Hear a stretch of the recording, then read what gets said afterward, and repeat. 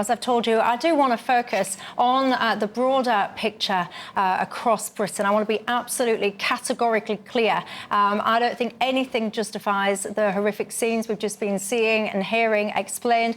There can be no excuse for grown adults to be essentially destroying, in many cases, their own neighbourhoods, attacking frontline officers that literally hours before was trying to save the lives of these children. You can't go around either.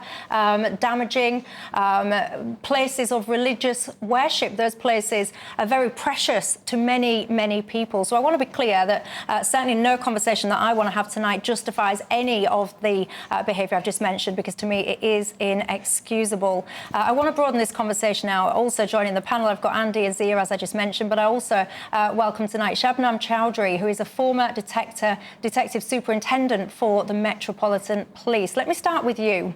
We've just been mentioning the amount of police that were harmed last night, that they were abused, assaulted, hospitalised in some cases. Just tell me broadly, what do you think to the scenes that we saw last night? Oh, pretty much what you said. Absolutely horrific scenes, totally unacceptable. 53 officers injured, 8 of those seriously, 4 arrests out of that. 4 of those officers were from Lancashire Police. Merseyside Police actually isn't a huge force. They've got something like 3,700 police officers, and that doesn't include police staff. Those same officers, the day before, were actually dealing with that situation. They were run into that situation where they protected the lives of many of those young people, and they probably saved some other lives. So they were dealing with the aftermath of that, and then back the following day. They should have really been out there with the community, providing reassurance, gathering evidence, working with the senior detectives, the homicide command, to actually gather further evidence and get witnesses on board for that incident. Zia, your thoughts? Well, obviously, these were devastating attacks, and my condolences to the families of the victims. I think it's a horrific thing for that community to have to go through. It's a horrific thing, I think, for the country to go through. I think it's arguably the biggest horror since Dunblane that has been inflicted. And so it's understandable that emotions are running high. But what I will say is, undergirding all of this, which I think is what you're alluding to, is this deep problem that we have large swathes of this country that feel like their concerns are not being listened to.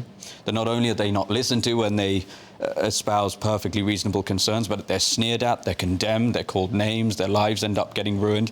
And what happens when this sort of thing takes hold, any student of history will tell you that resentment starts to manifest itself in unpleasant, very unpleasant and unpredictable ways. And I think, as you alluded to, these are deep-seated problems now in this country that we have to address. Indeed, and we are going to address them tonight. I do actually believe we need to have difficult conversations in our society. Too many people shy away from them. I won't be shying away from them. But for now, Andy, how do you react to what you saw last night? Well, I mean, I agree with everyone else. It's a horrendous, unimaginable incident that's happened. Anything that involves violence against children is really, really awful, and we can't stress enough how serious and horrific the original incident was.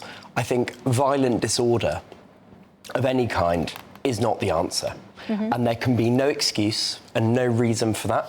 It is not acceptable to go out onto the streets and take matters into your own hands. You have to let due process, the law, the police, people who know what they're doing, deal with these sorts of incidents. It's not about going out and being violent or sort of vigilante attacks. I think that's really unacceptable, whatever the reasoning. Can I ask you, Shannon, from a policing perspective, because it doesn't feel like long ago at all that we saw riots happen in Hare Hills, in Leeds. Different circumstances, but notwithstanding that, I would argue very similar activities undertaken.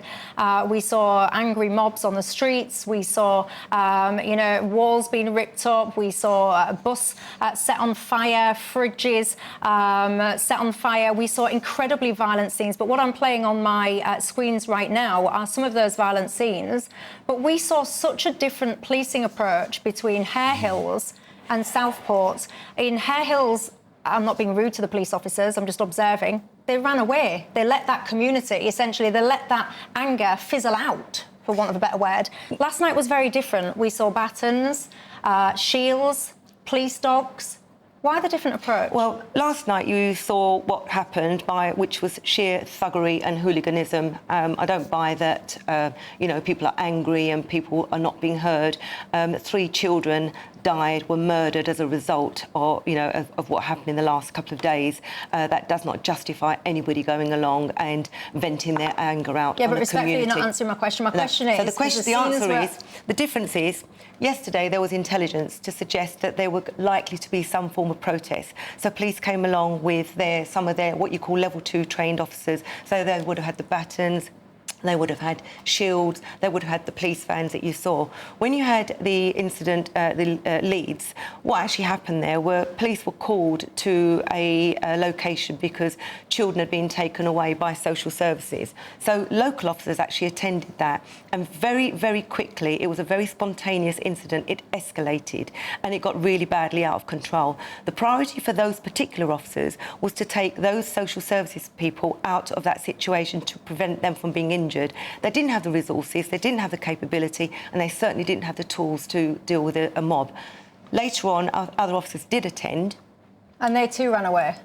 What actually they found was the mob was far too great for them. And there are benefits sometimes when you look at some of the incidents, serious protests that have gone on in the past and serious violence, for police officers to actually withdraw from a location. They have to benefit, they have to look at balance that with protecting themselves, protecting the public, but also there's vulnerabilities of members of the public, because what you don't want is for those to turn on themselves. With respect, how can the police running away be in service of keeping the public safe? Surely the public were left to fend for themselves by the police fleeing. The police came along to that situation and they were confronted with far bigger mobs. By that time, the mobs were far too big. As I've explained, those kind of organisations have very small number of resources. For example, yesterday, they had to call upon Lancashire officers to come down to that particular scene. Today, they know that there has been some intelligence to suggest that there may be some violence. But look at these screens, though, because what we're seeing, you're saying about, you had all this additional resource. I am not well-versed in all the different titles that you give police officers. But to us, members of the public, they just look like your frontline police officers. The majority of them, look, you've got some specialist ones coming in now, but the majority of these officers are just dressed the way that you would encounter a bobby on the beat. So I'm still not understanding, respectfully, why, when you had ill-equipped looks from equipment-wise police officers in Southport, they stood and fought those rioters, whereas in Hare Hills, they ran away from them, because we're sitting here today with 2 riots, both of them completely unacceptable, let me be clear on that.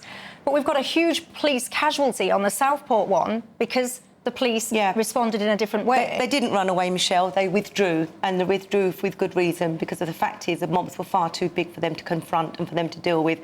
Look at yesterday is a classic example. 53 officers assaulted. 8 of those seriously.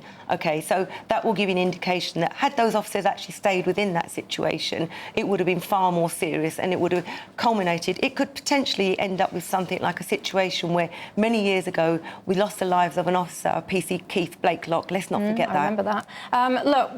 Look, the reason I'm pushing you on this is because there will be a sense, one of the reasons that there is such a ill feeling in society among many people is so many people will feel that currently in our society there is a complete and utter two-tier policing approach. There feels like, I don't know, if you are a minority group that go out and protest, you will be handed cups of tea, you will have the police kind of pave a way, you will hear a retreat and so on and so forth. If you're a white British working class individual, you will face force.